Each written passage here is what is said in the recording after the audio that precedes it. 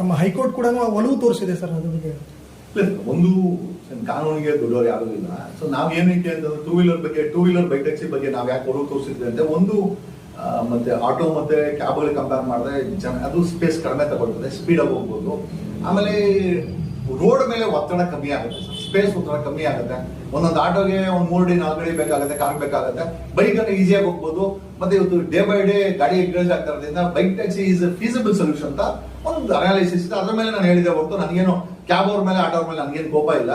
ಜೊತೆನಲ್ಲಿ ಕೇಂದ್ರ ಸರ್ಕಾರ ಬೈಕ್ ಟ್ಯಾಕ್ಸಿಗಳನ್ನ ವೈಟ್ ಬೋರ್ಡ್ಗಳನ್ನ ಬಿಟ್ಟು ಬಿಡಿ, ಏನೋ ಅದಕ್ಕೊಂದು ಏನೋ ಒಂದು ರೂಲ್ಸ್ ರೆಗ್ಯುಲೇಷನ್ಸ್ ಮಾಡಿ ಒಂದು ಟ್ಯಾಕ್ಸಿ ಕಟ್ಸ್ಕೊಳ್ಳಿ, ಆಪ್ ಮಾಡಿ ಬಿಟ್ಟು ಬಿಡಿ ಅಂತಂದ್ರು. ಇಷ್ಟು ಆದೇಶ ಮಾಡಿ ಕೇಂದ್ರ ಸರ್ಕಾರದ 13 ಸ್ಟೇಟ್ ಅಲ್ಲಿ ಬೈಕ್ ಟ್ಯಾಕ್ಸಿಗಳು ಓಡ್ತಾ ಇದ್ರು. ಪಕ್ಕದ ರಾಜ್ಯ ಗೋವಾದಲ್ಲೂ ಓಡ್ತಾ ಇದ್ರು ಕೂಡ. ಸಾರಿಗೆ ಸಚಿವರು ಅದನ್ನ ಏನೋ ತಲೆ ಕೆಡಿಸ್ಕೊಂಡಿಲ್ಲ. ಏನೋ ಡಿ ಕೆ ಶಿವಕುಮಾರ್ ಮಾಡಬೇಡ ಅಂತ.